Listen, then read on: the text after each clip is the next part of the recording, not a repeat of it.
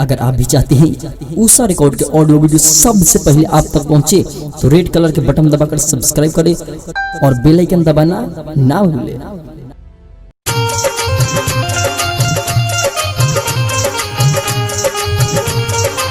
माँ उषा म्यूजिक।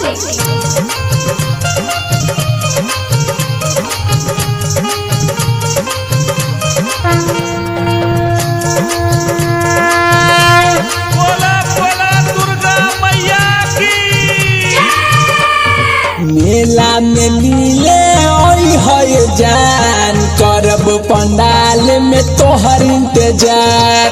मेला में मिले है जान करब पंडाल में तोहर इंतजार। नहीं बहाना कर तू, नहीं बहाना कर तू, टेंशन छोड़ा तू करेलू बेकार। मेला में मिले है जान करब पंडाल में तोहर इंतजार। मेला में मिले है जान करब पंडाल में तोहर इंतजार। आओ रानी तोहे मेला घुमाई के मेलवा में चट छोला चौमिन खिलाई पतिया लहरो तुम्हारे रानी करब पंडाल में इंतजार। ये रानी करब पंडाल में इंतजार। मैया के सुनर दरबार आवाए रानी, ओही जब पूजा कई जाई दोनों परानी। दोनों पराने जान दोनों पराने। मैया के सुनर दरबार आवाए रानी, ओही जब पूजा कई जाई दोनों परानी। दोनों पराने जान दोनों पराने। मेला में मिले है जान करब पंडाल में तोहर इंतजार। मेला में मिले है जान करब पंडाल में तोहर इंतजार। नहीं बहाना कर तू, नहीं बहाना कर तू, टेंशन छोड़ा तू करेलू बेकार। मेला में मिले है जान करब पंडाल में तोहर इंतजार। मेला में मिले है जान करब पंडाल में तोहर इंतजार।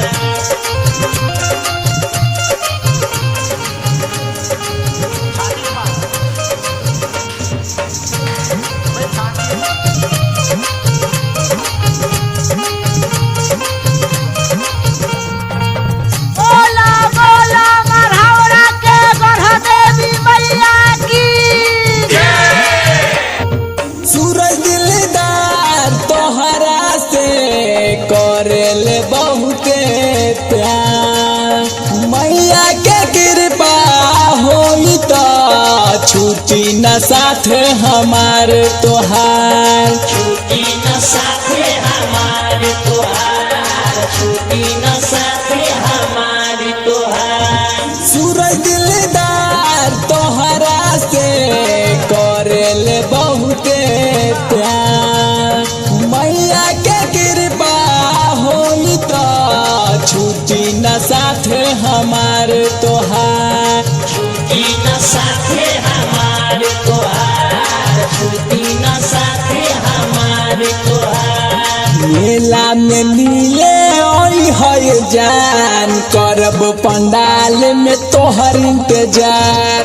मेला में मिले है जान करब पंडाल में तोहर इंतजार। नहीं बहाना कर तू, नहीं बहाना कर तू, टेंशन छोड़ा तू करेलू बेकार। मेला में मिले आई है जान करब पंडाल में तोहर इंतजार मेला में मिले आई है जान करब पंडाल